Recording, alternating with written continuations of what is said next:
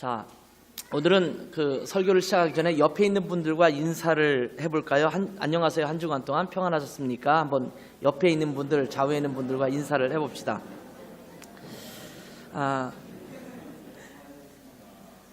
자, 인사를 하셨는데 여기에 좀 한 가지 미션을 더 드릴게요. 다시 똑같은 인사를 드립니다. 옆에 있는 분들과 좌우에 있는 분들, 앞뒤에 있는 분들과 인사를 하는데 안녕하세요. 한 주간 동안 평안하셨습니까? 인사를 하는데 거기다 상대방의 호칭을 붙여서 인사를 하시는 겁니다. 아시겠죠? 이름을 붙여야 돼요. 반드시 이름을 붙여야 돼요. 이름을 모르면 이름을 모르는 상황에서의 호칭을 그냥 부르시면 되겠습니다. 아시겠습니까? 그냥 안녕하세요 아니라 호칭을 불러서 하셔야 돼요. 자, 양옆에 있는 분들과 또 앞뒤에 있는 분과 인사하세요. 안녕하세요.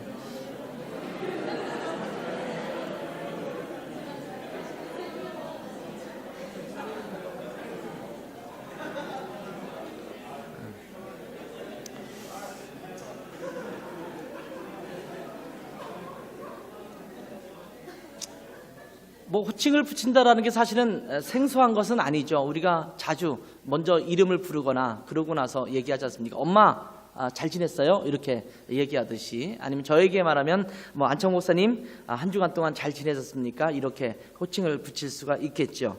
뭐 서로 어떤 관계냐에 따라서 존대를 하기도 하고 그렇지 않을 수도 있습니다. 자, 그렇게 인사를 했을 때 여러분 주변에 있는 분, 앞에 있는 분, 옆에 있는 분, 앞뒤에 있는 분들과 인사를 하면서 어떻게 호칭하면서 인사를 하셨습니까? 아마 교회 안에서 호칭이 있다면 아마 그 호칭을 붙였을 가능성이 굉장히 커요. 아무개 집사님, 뭐 신주 집사님 안녕하세요. 잘 지내셨습니까? 아마 이렇게 붙였을 거예요. 이제는 안수 받으셨으니까 신주가 안수 집사님 이렇게 붙였을 수도 있겠죠. 또 그런가 하면 뭐 아무개 장로님 뭐 이렇게 붙일 수도 있겠고요. 뭐 권사님이라는 호칭도 붙일 수 있을 것입니다. 혹은 친한 친구 사이거나 손 아래 사람이라고 한다면 아마 보통은 이름을 불렀을 가능성이 굉장히 큽니다. 예종아 잘 지냈어? 이렇게 아마 이름을 붙여서 불렀을 가능성이 크고요. 아니면 누구 형, 누구 누나, 아니면 누구 언니, 누구 오빠 뭐 이렇게 붙일 수 있겠죠. 뭐 이렇게 붙여서 뭐 슬기 누나 잘 지냈어요? 이렇게 슬기가 마수 많아서 누구 슬기인지는 모르지만 정슬기 누나 잘 지냈어요? 이렇게 이제 부를 수 있겠죠. 그래서 누구에게가 호칭을 부를 때 누나 뭐 이렇게 붙일 수 있어요. 근데 이것저것 붙이기가 애매한 경우는 또 어떻게 할까요? 보통은 이제 무슨 형제 자매라는 호칭을 붙이죠. 아무개 형제님, 아무개 자매님이라는 호칭을 붙이기도 하고, 그것도 애매할 때가 있어요. 나이 차이가 너무 나면 무슨 자매, 무슨 형제라고 붙이기가 애매할 수도 있어요. 예를 들면 뭐 여러분 중에서 뭐 찬주 자매 이렇게 제가 이렇게 부를 수 있는 호칭으로는 괜찮지만 사실은 나이 차이를 보면 딸이지 자매 형제 수준은 아니죠. 딸뻘인 거지 제가 이제 아버지뻘 되는 거지 사실은 자매 형제라고 호칭하기가 사실은 어려운 분 아니겠습니까? 그렇기 때문에 사실은 뭐 제가 이렇게 목사로서 찬주 자매 이렇게 말하면 어색하지는 않아요. 근데 예를 들면 찬주 자매가 저를 부를 때 창국 형제라고 부르기는 약간이 아니라 굉장히 많이 어색하죠. 나이가 연세가 많으신데 그분에게 형제라고 자매라고 붙이기가 좀 애매하다. 그럴 수가 있어요. 저도 이제 나이가 아주 많은 건 아니지만 그나마 그래도 많이 어른이 됐어요. 어른이 되다 보니까 웬만하면 형제 자매 붙이기가 그렇게 어렵지는 않습니다. 뭐 그분이 장로님이든 목사님이든 그냥 만났을 때 아무개 형제님, 아무개 자매님이라고 붙이는 게 그렇게 낯설지는 않아요. 이제는 뭐 그 정도 나이가 됐지만 아주 그 젊은 사람일 경우는 그게 쉽지가 않으니까 그 뭐 회사나 아니면 일반적인 직함을 갖다 붙이기도 해요. 뭐 한태영 박사님 뭐 이렇게 부른다든가 아무개 교수님 이렇게 부를 수도 있죠. 그러니까 사회에서 쓰고 있는 일반적인 호칭을 우리가 갖다 붙이는 경우도 종종 있습니다. 그것도 저것도 안 되면 우리가 가장 많이 붙이는 게 아무개 씨, 이신혜 씨 뭐 이런 식으로 부르듯이 이렇게 씨자를 붙여서 우리가 호칭할 때가 많습니다. 그런데 교회 안에서 가장 보편적으로 많이 사용되고 있는 호칭 중에 하나는 사실은 형제, 자매라는 호칭입니다. 다른 데서는 별로 사용하고 있지 않은 호칭이기도 합니다. 독일에서 간호사를 부를 때 크랑켄 슈베스터 또는 그것을 그냥 따로 떼어서 슈베스터라고 부르는 경우가 많죠. 지금도 병원에 가면 뭐 이렇게 의사가 말할 때 슈바스트에 가서 다시 태어민 잡고 가라 뭐 이렇게 얘기한다든지 슈베스터라는 시스터죠. 자매라고 하는 호칭을 쓰고 있죠. 왜 이렇게 부르기 시작했는가를 제가 알아보지는 못했어요. 구글 잠깐 검색해보려는데 별로 그렇게 신통치가 않아요. 근데 그냥 제 추측에 의하면 아마도 옛날에 수녀님들이나 이런 분들이 병원에서 일하면서 돕는 일들을 많이 했을 때 그 수녀님들을 보통 시스터, 영어에서 시스터라고 하고 독일어에서는 슈베스터라는 말을 많이 쓰거든요. 그렇기 때문에 아마 그 수녀님들을 향한 호칭이 병원 안에서 자연스럽게 쓰여지면서 아마 계속 그렇게 나오지 않았을까? 이거는 정확한 사실이 아니라 그냥 제 추측입니다. 아무튼 병원에 가면 슈베스터라는 호칭을 쓰는 게 약간 이상한 느낌이 들죠. 저희 한국 사람 같은 경우에는. 그런데 일반적으로는 사실은 이 자매, 형제라는 호칭을 잘 사용하고 있지 않은 호칭인데 기독교 안에서 주로 사용되는 호칭이라고 볼 수가 있습니다. 한국 사람들은 다른 사람을 부를 때 가족의 호칭을 붙이는데 천부적인 능력이 있는 사람들입니다. 외국 사람들이 한국에 왔을 때 함께 식당에 가거나 그럴 때 깜짝깜짝 놀라는 것 중에 하나가 그런 것인 것 같습니다. 이런 호칭 문제죠. 식당에 가서 이모 여기 물 한 잔만 주세요 이렇게 말하면 같이 식사를 하던 한국말을 알아듣고 있는 그런 외국 사람들은 너희 친척이 하는 식당이야? 이렇게 질문할 수도 있는 그런 깜짝깜짝 놀라는 일이 되죠. 사실은 그분은 전혀 인척 관계가 없는 분인데도 불구하고 적당한 호칭을 댈 게 없으니까 그냥 이모라고 부르는 거예요.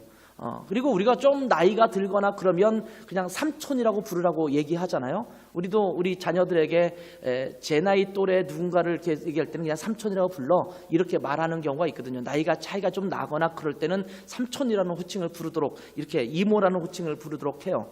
이상하게 고모라고는 안 하는 것 같아요. 고모는 조금 부담스러운 것 같아요. 이모라는 호칭을 사용해서 이렇게 부르게 하는 경우가 많습니다. 그러니까 한국 사람들은 조금만 가까워지면 금방 형, 오빠, 누나, 언니 이런 말을 사용하는데 별로 거리낌이 없습니다. 조금 친해지면 여러분 사이에서도 아마 그런 호칭을 많이 쓸 거예요. 아무개 누나, 아무개 언니 뭐 이런 호칭들을 굉장히 많이 사용할 것입니다. 외국에 가면 일반적으로 그런 호칭을 쉽게 사용하지 않습니다. 아무리 가까워도 누나 아니면 뭐 형 이런 표현을 별로 사용하지 않습니다. 전부 그냥 이름을 부르는 경우 많죠. 집안에서도 자기 형이나 자기 동생에게는 뭐 자연스럽게 이름을 부르겠지만 형에게도 부를 때 뭐 형이라고 부르지 않고 브루더 이렇게 부르지 않고 그냥 이름을 부르는 경우가 일반적이기 때문에 사실은 이런 호칭을 잘 부르지는 않습니다. 그런데 우리 한국 사람들은 누구나 조금만 가까워지면 누나가 되고 언니가 되고 오빠가 되고 삼촌이 되고 이모가 되는 그런 경우가 참 많습니다. 제 친구 집에 놀러 갔을 때 저는 제 친구의 어머니에게 아줌마 이렇게 부르지 않습니다. 어머니 이렇게 부르죠. 아버님, 어머님 이렇게 부르지 그분을 내서 아줌마, 아저씨 이렇게 부르는 호칭을 부르지 않습니다. 보통 어머님이라고 부르죠. 아줌마, 아저씨 그렇게 부르면 굉장히 거리감을 느끼고 이제 상대방이 또 불쾌하게 느낄 수 있어요. 차라리 어머님, 아버님 이렇게 부르는 것이 훨씬 더 상대방이 좋아할 수도 있을지 모릅니다. 그런데 이것이 일상적인 거예요. 그러고 보면 한국 사람들은 하나님이 만드신 교회 공동체 안에서 가져야 될 굉장히 중요한 태도를 그 DNA 속에 타고난 것이 아닌가 이런 생각이 듭니다. 우리가 한 교회를 다니면서 서로를 향해서 가족들이나 부르고 있는 그런 호칭을 자연스럽게 부른다라는 것, 이것은 굉장히 성경적인 부분이라고 말할 수가 있거든요. 왜냐하면 성경은 예수님을 믿는 우리 그리스도인들은 하나님의 가족이다 이렇게 말씀해 주고 있습니다. 우리가 예수님을 믿는다라는 것은 하나님의 가족으로 다시 태어난다라는 말을 의미합니다. 우리가 처음 태어날 때 육신의 부모님과 육신의 가족들을 얻습니다. 응애하고 태어나면서 엄마 아빠가 생기고 가족이 생기는 거예요. 이제 지금 최근에 태어난 아이는 동하죠. 동하가 하고 태어났는데 보니까 옆에 엄마가 있고 아빠가 있어요. 그래서 세 명이 한 가족을 이룹니다. 육신의 가족을 이뤄요. 우리가 처음 태어나면서 그런 가족을 얻지만 우리가 두 번째 태어나는 것, born again, 다시 거듭나는 것을 통해서 우리는 하나님의 가족으로 태어나는 것입니다. 성경은 우리가 예수님을 믿을 때 개인적으로 각자 신앙생활을 잘해 나가라고 한 번도 이야기하고 있지 않습니다. 믿음이라는 것은 철저하게 개별적입니다. 우리가 구원받는 것도 철저하게 개별적입니다. 부모님이 예수님을 믿는다고 해서 그 자녀가 저절로 하나님의 자녀가 되는 것은 아닙니다. 누나가, 형이 예수님을 잘 믿는다고 해서 동생이 그 누나나 형을 따라서 천국에 갈 수 있는 것이 아닙니다. 우리가 예수님을 믿는 믿음은 철저하게 개인적인 믿음의 고백으로부터 시작합니다. 이것이 거듭남입니다. 요한복음 1장에서 이 부분을 분명하게 우리 가운데 말씀해 주고 있습니다. 12절과 13절을 보겠습니다. 영접하는 자, 곧 그 이름을 믿는 자들에게는 하나님의 자녀가 되는 권세를 주셨으니 이는 혈통으로나 육정으로나 사람의 뜻으로 나지 아니하고 오직 하나님께로부터 난 자들이니라. 이렇게 말씀하고 있습니다. 이 말씀을 보면 우리가 예수님을 영접할 때 하나님의 자녀가 된다, 이렇게 말씀하고 있습니다. 하나님의 자녀가 되었다라는 말은 하나님의 가족의 일원이 되었다라는 것입니다. 하나님의 가족의 구성원이 된 것입니다. 그런데 이렇게 하나님의 가족이 되는 믿음은 혈통으로나 육정으로나 사람의 뜻으로 나는 것이 아니다, 이렇게 말씀해 주고 있습니다. 누군가 하나님의 가족이니 나도 자연스럽게 저절로 그 가족의 구성원이 되는 것이 아니라는 말씀입니다. 육정, 혈통이 뭡니까? 부모님이 예수님 믿는다고 해서 나도 저절로 예수 믿는 사람이 되는 것이 아니다라는 말입니다. 형이 하나님의 가족이라고 해서 나도 저절로 하나님의 가족이 되는 것이 아니라는 겁니다. 이것은 육정이나 혈통 이런 것은 전혀 관계없다라고 말씀하고 있는 겁니다. 오로지 예수님을 자신의 구세주와 주님으로 영접하는 자들에게 나타나는 것이 하나님의 자녀가 되는 방법입니다. 그렇기 때문에 우리가 하나님의 가족으로 태어나는 것은 하나님께서 마련하신 구원의 방법으로 이루어지는 것입니다. 주님께서 말씀하신 것처럼 예수님을 영접할 때 하나님의 자녀가 됩니다. 그런데 이렇게 믿음으로 하나님의 자녀가 되는 것은 개별적으로 이루어지는 것이지만 이렇게 하나님의 자녀가 되는 순간 우리는 하나님의 가족이 됩니다. 이것은 저절로 이루어지는 것입니다. 예수를 믿고 받아들이면 저절로 그 순간 하나님의 가족이 되는 것입니다. 하나님의 가족이 된 또 다른 그리스도인들과 한 가족이 된다라는 말입니다. 이것은 제 선택이 아닙니다. 저절로 이루어지는 것입니다. 동아가 딱 태어났는데 박성진 집사님이라는 아빠, 문지선 집사님이라는 엄마가 정해져 있어요. 그걸 보고 실망할 수도 있고 기뻐할 수도 있을지 몰라요. 그런데 그 아이에게는 선택의 여지가 없어요. 아마 여러분도 여러분의 부모님을 선택해서 나온 사람은 아무도 없을 거예요. 이왕 선택할 바에는 이런 아빠 저런 엄마를 선택해서 태어날 수 있으면 참 좋겠지만 그렇지 않아요. 우리는 저절로 태어나는 순간 그냥 한 가족이 된 것입니다. 오늘 본문은 이런 말씀을 잘 말씀해주고 있는데 오늘 본문의 바로 전에 있는 말씀은 이 부분을 더 분명하게 우리 가운데 설명해주고 있습니다. 에베소서 2장 11절에서 18절 말씀을 한번 볼까요? 이 부분을 한번 우리가 기니까 조금 교독해서 읽어보도록 하겠습니다. 제가 먼저 읽을게요. 그러므로 생각하라. 너희는 그때에 육체로는 이방인이요 손으로 육체에 행한 할례를 받은 무리라 칭하는 자들로부터 할례를 받지 않은 무리라 칭함을 받는 자들이라.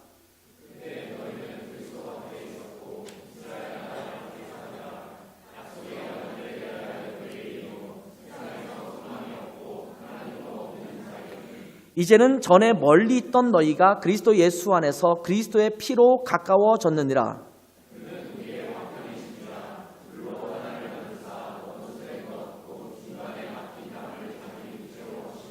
법조문으로 된 계명의 율법을 폐하셨으니 이는 이 둘로 자기 안에서 한 새 사람을 지어 화평하게 하시고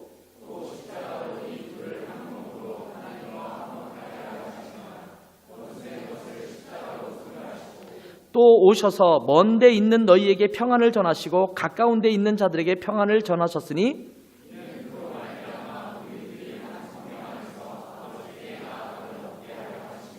이 말씀을 보면 우리가 원래는 멀리 있는 자였는데 그리스도의 피로 우리는 가까워진 자가 됐다, 이렇게 말씀하고 있죠. 지금 에베소서의 말씀을 읽고 있는데 이 에베소라고 하는 도시는 지금의 터키 지역의 도시입니다. 이 도시에는 유대인이 아닌 사람들이 터를 잡고 살아가고 있는 도시입니다. 뭐 당연하겠죠. 이스라엘이 아니라 지금의 터키 지역에 있는 지역이기 때문에 당연히 유대인들이 아닌 사람들이 살고 있었겠죠. 지금은 터키의 셀주크라고 하는 이름으로 불리고 있는 그런 도시입니다. 이 에베소서가 쓰일 당시에 에베소는 로마와 헬라 사람들이 굉장히 많이 살고 있었고 또 로마에게 있어서는 굉장히 중요한 도시 중에 하나였습니다. 이곳에 사도 바울로 인해서 교회가 생겼습니다. 그곳에 살고 있는 흩어져 있는 이스라엘을 떠나서 그곳에 살고 있는 유대인들도 예수를 믿기 시작했지만 많은 이방인들도 예수를 믿는 교인이 되었습니다. 이들은 유대인이 아니었습니다. 이방인이었습니다. 그런 여호와 하나님과는 전혀 관계가 없이 살아가는 그런 자들이었습니다. 그런데 그들은 이제는 예수님을 믿었기 때문에 나그네도 아니요 외인도 아니요 그리스도 밖에 있던 사람이었는데 그리스도의 보혈로 말미암아 이제는 하나님과 가까워졌다. 화평을 이루게 됐다. 이렇게 말씀을 하고 있는 것입니다. 자, 우리를 한번 볼까요? 우리는 이방인이었습니다. 예수님 믿기 전에 이방인이었고 나그네였고 그리스도 밖에 있는 사람들이었습니다. 사실은 우리는 예수님 믿기 전에는 예수를 믿는 무리들과는 전혀 관계없는 자들이었습니다.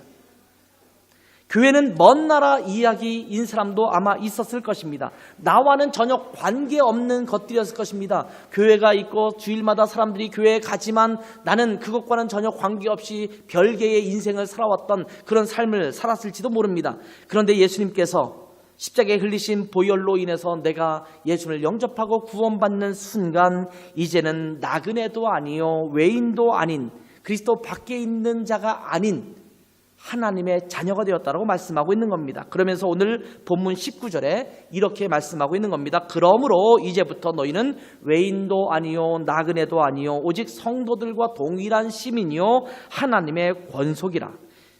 이제 우리는 성도들과 동일한 시민, 즉 하나님의 백성인 거룩한 백성, 선택받은 백성이 되었다라는 겁니다. 이제는 더 이상 이방인이 아니라는 것입니다.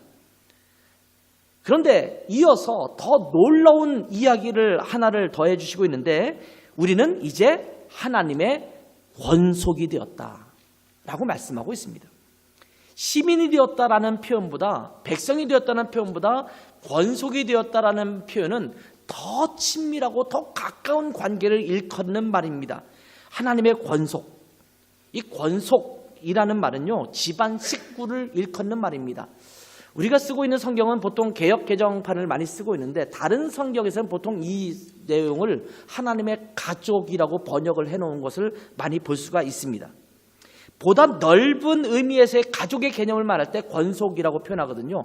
아주 가까운 표현일 때는 내 아내를 일컬 때 이 사람은 내 권속이다 이렇게 표현하기도 합니다. 아주 가까운 내 아내를 배우자를 일컫는 것부터 시작해서 우리 집에 거하고 있는 모든 집안 사람들을 일컫는 굉장히 넓은 의미의 친척까지도 일컫는 말로 쓰여질 때 권속이라는 말을 사용하게 됩니다.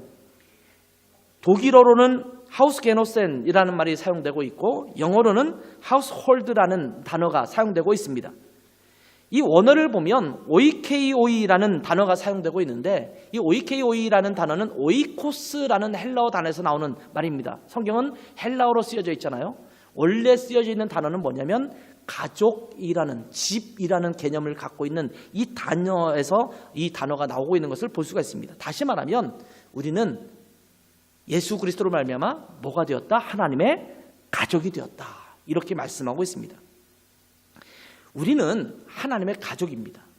교회는 하나님의 가족으로서의 공동체입니다. 그냥 목적이 같아서 모인 단체가 아닙니다. 서로의 필요에 의해서 모인 모임이 아니라는 것입니다.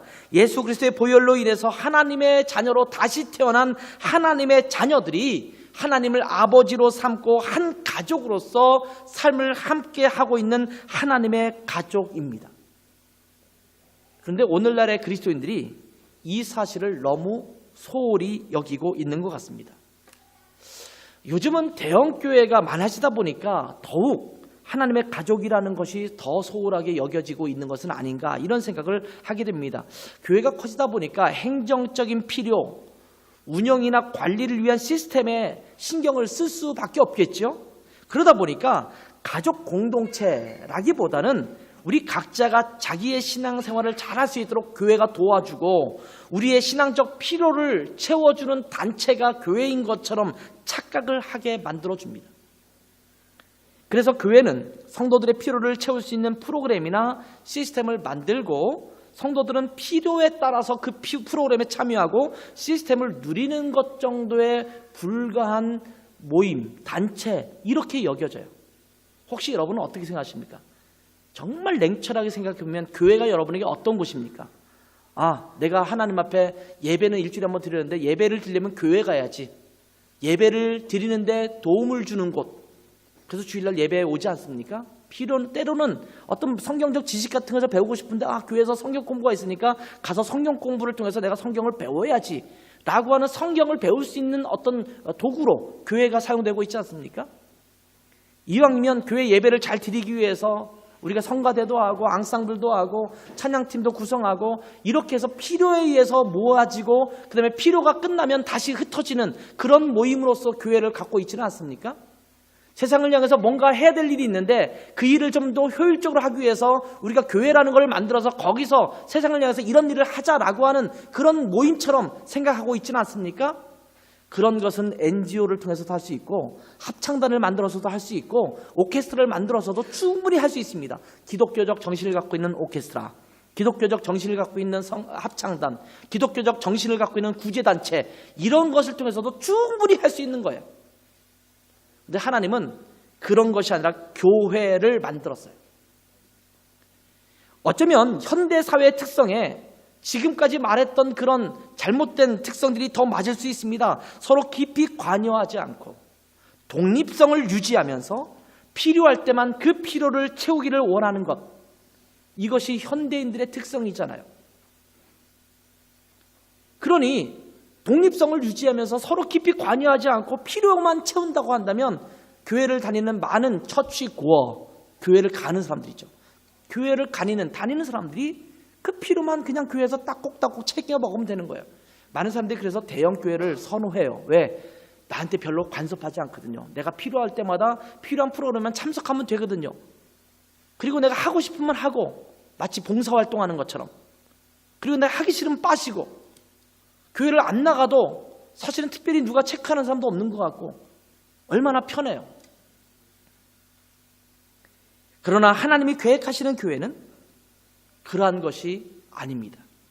한 가족으로서, 한 식구로서 서로 깊이 관여하면서 신앙 안에서 살아가기를 원하시는 것입니다.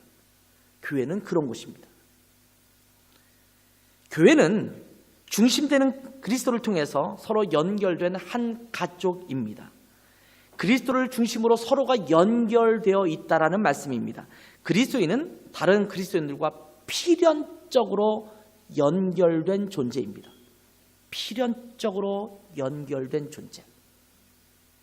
연결돼도 되고 안 돼도 되는 존재가 아니라 반드시 연결되어야 하는 존재라는 겁니다.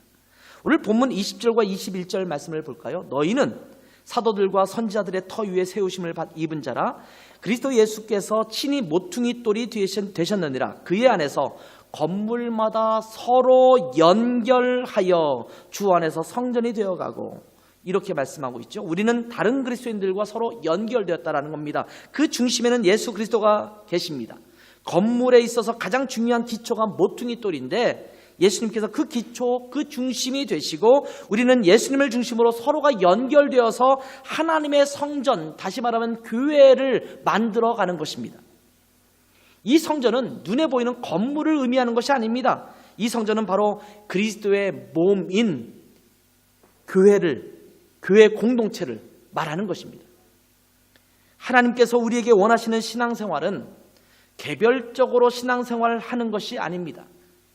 사실 기독교 신앙은 다른 공동체, 다른 종교에 비해서 매우 독특한 특성 하나를 갖고 있습니다. 그것이 무엇이냐면 공동체성이라는 것입니다.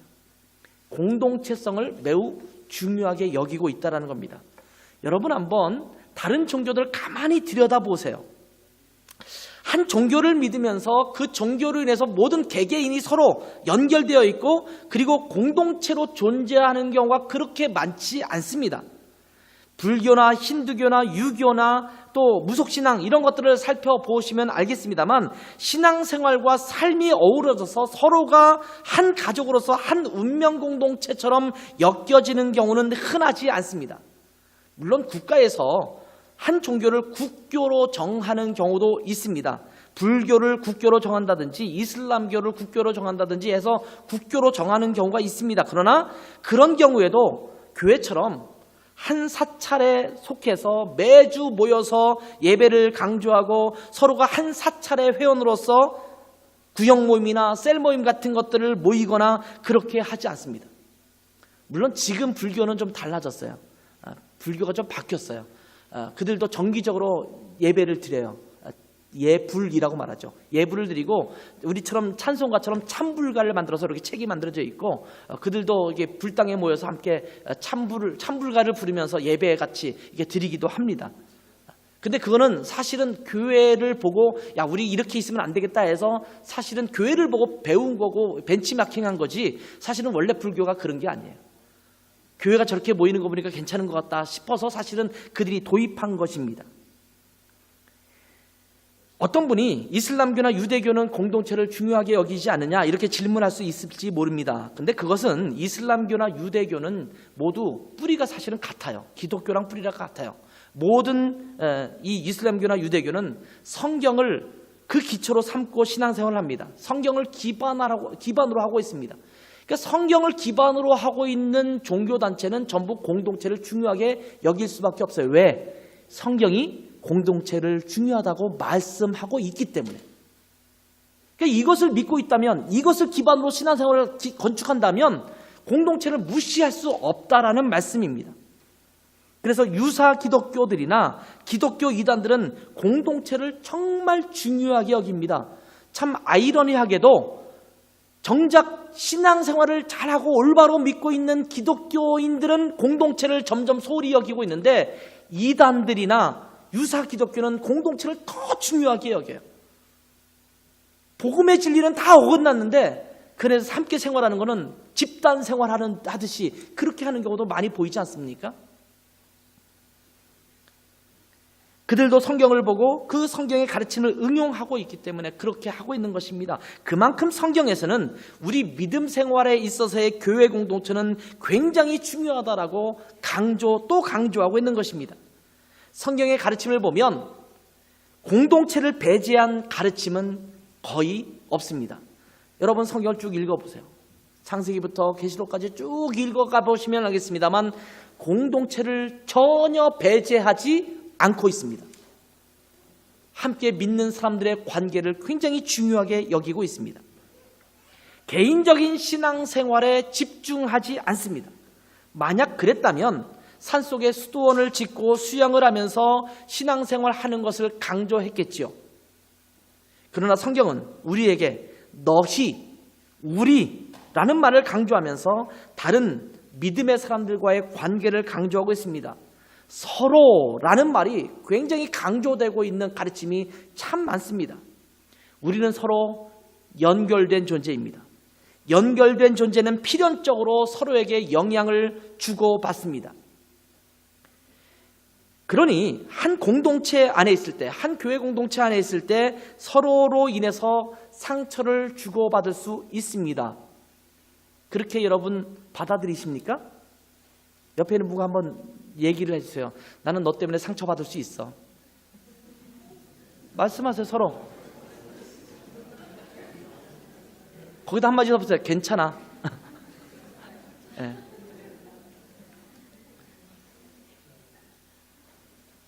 교회에서 상처받는다고 해서 교회 공동체에서 함께 하지 않는다면 하나님이 이 땅에 세우신 교회를 그리스도의 몸을 허무는 자가 될 것입니다. 여기 보면 우리가 서로 연결해서 성전을 만들어 간다라고 했는데 거기에 하나씩 둘씩 빼본다고 생각하세요. 젠가 하듯이 하나씩 두 개씩 빼는데 어느 순간 그것이 무너져 내리지 않겠어요? 근데 내가 상처받기 싫으니까 교회 갔더니 이런 것들이 있어서 나는 교회에 이제 더 이상 나가지 않겠다라고 한다면 그 교회가 허물어지지 않겠습니까? 서로 연결되어 있기 때문에 당연히 상처를 받기도 하고 상처를 줄 수도 있습니다. 여러분의 가족은 서로 간에 전혀 상처를 주고받지 않습니까? 여러분에게 한번 묻는 거예요. 여러분 아내에게 남편에게 전혀 상처받지 않았어요? 저와 제 아내는 참 좋은 부부 생활을 잘하고 있는 것 같아요. 저 사이가 좋습니다. 사이가 좋은데 서로에게 전혀 상처를 안 주고받느냐? 그렇지는 않아요. 상처를 주고받습니다. 비교적 저는 저희 아이들이 어떻게 생각할지 모르지만 저는 아이들과 함께 좋은 관계를 나누고 있습니다.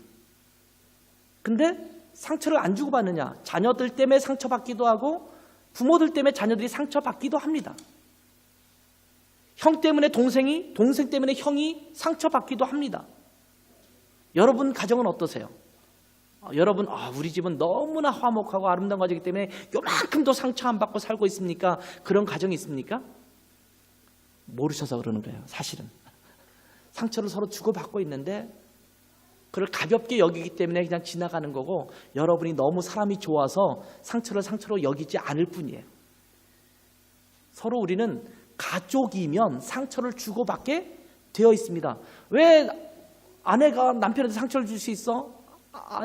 남편이 아내한테 상처를 줄 수 있어? 아니 엄마 아빠가 나한테 왜 상처를 줘? 그러면서 나이가 장성해서도 어릴 때 받았던 상처를 막 가슴속에 담아두고 있는 사람 있어요. 우리 아빠가 우리 엄마가 나한테 이런 상처를 줬어. 꿈 깨세요. 빨리 그걸 버리셔야 돼요. 상처 줄 수밖에 없어요. 왜? 서로 연결되어 있으니까. 서로 연결되지 않았으면, 서로 모르는 관계면 별로 상처받지 않습니다. 저 미국에서 일어난 어떤 일 때문에 여러분 깊은 상처 받아본 적 있어요? 이상한 사람이죠. 그 사람은 별로 상처받지 않아요. 나와 관계된 자, 나와 밀접하게 연결된 자 때문에 상처받는 거예요. 상처를 안 받겠다는 소리는 산속에 가서 혼자 살겠다는 소리예요. 섬 속에 들어가서 혼자 살겠다는 소리예요. 정상적인 가정이라면 부모 자식 간에, 형제자 간에 상처를 주고받는 것이 일반적인 현상입니다. 가족인데 어떻게 서로 상처를 줄 수 있어? 이렇게 생각하지 마십시오. 가족이니까 서로 상처를 주고받는 것입니다. 서로 함께 있고 서로 연결되어 있으니까 상처를 주고받는 것입니다. 여러분의 몸을 한번 생각해 보십시오. 서로가 상처를 주고받고 있습니다. 내 몸이 서로 상처를 주고받고 있다고? 뭐 집어뜯나? 아니요. 한번 생각해 보세요. 이 손끝에 가시가 하나 박혔다고 칩시다. 그럼 이 손끝 여기만 아픕니까? 이것 때문에 다른 것들이 얼마나 힘들어 하시는지 아십니까? 다리가 말하기를 가시를 찔린 너 손끝 때문에 내가 너무 상처받고 너무 고통받고 있어. 왜 너 때문에 내가 아픔을 겪어야 돼? 나는 너와 관계없어. 난 떨어져 나갈래. 라고 하고 다리가 뚝 떨어져 나가면 되겠습니까? 위장이 좀 안 좋아요. 소화를 잘 못 시키고 음식을 잘 못 받아들여요. 근데 이 혀가 말하기를 나는 맛있는 걸 자꾸 입에 넣어서 그 단맛과 쓴맛과 모든 맛을 좀 느끼고 싶은데 너 위장 때문에 내가 이 맛있는 것들을 다 경험하지 못하는데 너 위장 너 때문에 나 상처받았어. 너 때문에 지금 나 못 먹고 있잖아. 나는 너로부터 떨어지고 싶어.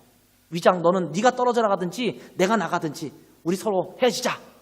라고 한다면 이게 말이 되겠어요? 우리 몸은요, 끊임없이 서로에게 상처를 주고받으면서, 그러나 그것을 서로 보호하면서 그것을 다시 치유해 나가면서 살아가고 있는 것이 우리 몸의 메커니즘입니다. 우리가 서로 상처받는다고 해서 떠나가면 안 됩니다. 몸에서 떠나가면 안 됩니다. 왜냐하면 한 몸이기 때문입니다. 우리는 서로 연결된 존재입니다. 예수를 믿는 순간 우리는 하나님의 가족이 되었고, 예수를 믿는 교회의 다른 지체들과 한 몸으로, 한 가족으로 연결되었습니다. 이 사실을 제대로 이해하지 못하면 신앙생활을 제대로 하지 못하게 되는 것입니다. 기독교 신앙을 무슨 윤리적인 덕목을 잘 지켜 행하는 것이 목적인 것처럼 착각하지 마십시오. 내가 잘 사는 것, 내가 좀 믿음을 잘 지켜서 착하게 잘 사는 것, 이렇게 사는 것이 기독교의 덕목이 아닙니다. 교회를 배제하고 믿음 생활을 잘 하시겠다라고요? 교회 공동체 안에서 다른 지체들을 품어주고 함께 주고받는 상처와 아픔, 함께 할 수 있는 기쁨과 즐거움을 뒤로하고 무슨 신앙생활을 잘 할 수 있다고 할 수 있을까요? 그것은 그냥 이기적인 행동일 뿐입니다. 그것은 그런 것까지 감당해야 되는 것이 귀찮아서 나오는 게으름으로 인한 핑계입니다. 나 그 정도 담당하고 싶지 않아. 너 때문에 내가 왜 이런 거를 부담스럽게 여겨야 돼? 라고 하는 게으름과 이기심과 이런 것들로 가득 찬 것 때문에 나오는 것이지, 사실은 내가 뭐 상처받아서 그런 것 아니에요. 서로 연결되어 상처도 주고받고 그 상처를 서로 치유하면서 성숙으로 나아가야 합니다. 이것이 가족입니다. 함께 즐거움과 기쁨도 나누면서 서로를 격려하며 나아가야 합니다. 이것이 가족입니다. 이것이 우리 그리스도인의 신앙생활이고 바로 교회 생활입니다. 이것을 우리가 이해한다면 교회 생활을 잘 할 수가 있어요. 성경은 우리에게 이렇게 말씀하시고 있습니다. 교회 안에는 하나님이 거하신다.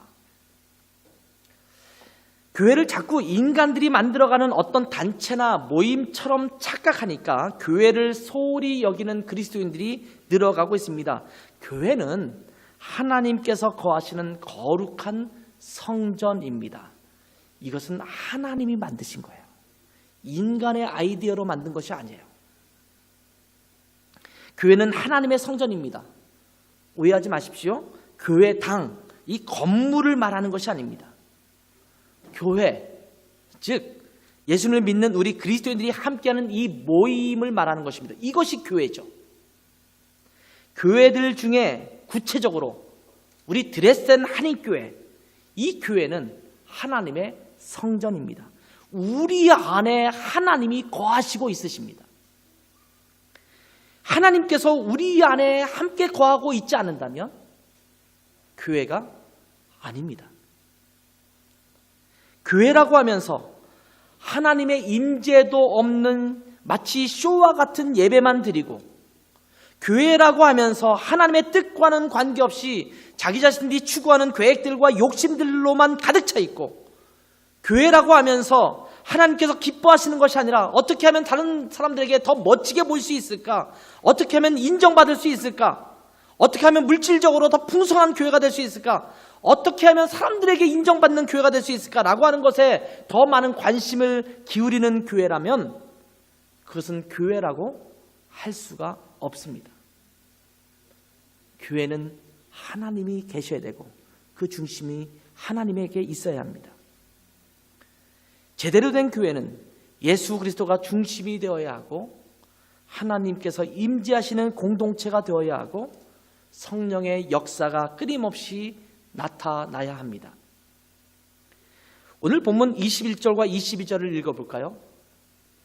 그의 안에서 건물마다 서로 연결하여 주 안에서 성전이 되어가고 너희도 성령 안에서 하나님이 거하실 처소가 되기 위하여 그리스도 예수 안에서 함께 지어져 가느니라. 자, 22절 한 절 안에 성부 하나님, 성자 하나님, 성령 하나님이 모두 등장하십니다. 성령 안에서 하나님의 거하실 처소가 되기 위하여 그리스도 예수 안에서 함께 지어져 간다. 이렇게 말씀하고 있어요. 우리가 예수 그리스도 안에서 교회가 되어갈 때 우리 안에 삼위 하나님의 역사가 나타나는 축복이 있습니다. 그리고 22절의 말씀의 중심은 어디에 있느냐? 하나님의 처소가 된다라는 것에 그 초점이 있습니다. 교회 공동체는 하나님이 거하실 처소가 되어야 합니다. 하나님 없는 교회는 교회가 아닙니다. 교회는 하나님을 현현할 수 있어야 합니다. 현현이라는 단어가 좀 어려운 단어죠. 드러내 보인다라는 한자어입니다. 교회는 하나님을 드러내 보일 수 있는, 현현할 수 있는 교회가 되어야 합니다. 우리 교회를 다른 사람들이 보면서 우리 교회를 통해서 하나님의 모습을 볼 수 있어야 한다는 말씀입니다. 예수님의 모습을 볼 수 있어야 합니다. 그런데 우리 교회를 보면서 야, 예수 믿는 사람들이 하나님을 믿는 사람이 저래야 되겠는가 쯔쯔쯔 하면서 혀를 찬다면 하나님을 보일 수 없는 거지 않습니까? 누군가 상식에 어긋난 행동을 하고 눈살 찌푸리는 행동을 하면 네 집 자식이기에 저러지? 가정교육 정말 못 시켰네? 저 집은 콩가루 집안이구먼 라고 하면서 핀잔을 줄 때가 있지 않습니까? 우리는 하나님의 가족으로서 교회 공동체를 이루고 있습니다. 우리가 하나님의 한 가족이기 때문에 우리는 서로 사랑해야 합니다. 서로 감싸줘야 합니다. 서로를 위해서 자기 자신을 온전히 헌신해야 합니다. 그럴 때 사람들은 교회를 보면 저들은 하나님의 가족이 맞아. 저들이 믿는 하나님은 저런 하나님인 것이 분명해 라고 말하면서 하나님을 높이게 될 것입니다. 우리는 하나님의 가족입니다. 이것은 선택이 아니라 운명적인 만남입니다. 우리 만남은 우연이 아니야. 노세한 씨가 부른 노래죠. 우리가 만난 만남은 우연이 아니에요. 운명적인 만남입니다. 또 인사할까요? 좌우에 있는 사람에게. 너와 나는 운명적인 만남을 갖고 있어.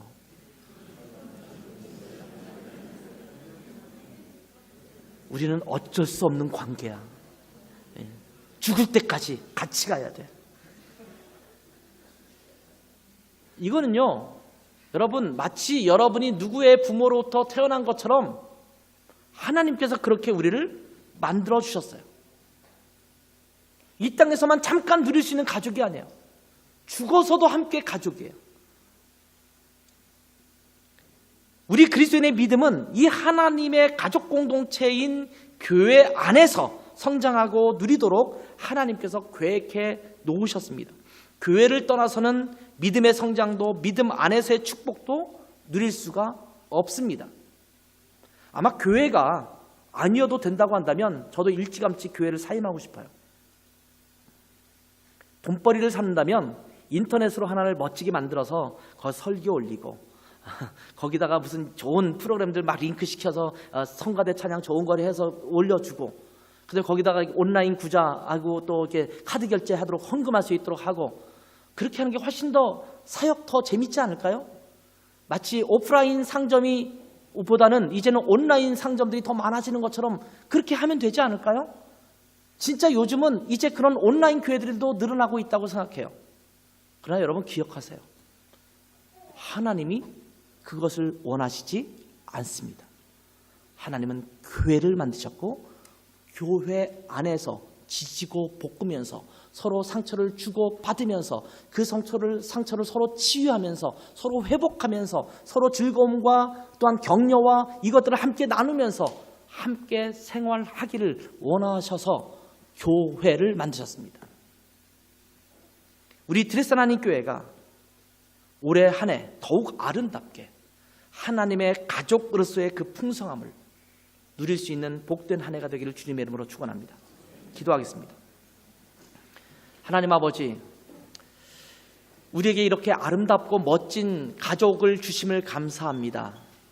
하나님, 이 가족 공동체 안에서 서로 연결되어 그리스도 예수를 중심으로 하나님의 거하실 처소로서의 모습을 잘 함께 누릴 수 있는 공동체로 잘 성장하게 도와주시고 그것을 누리게 도와주시고 그런 하나님의 가족 공동체로서의 견고함을 보일 수 있는 우리 드레스 하나님 교회가 되게 도와주시기를 원합니다.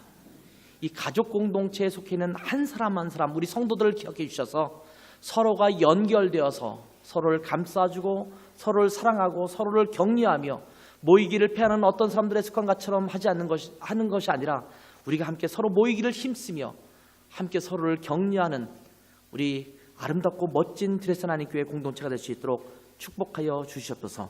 예수님의 이름으로 기도했습니다. 아멘.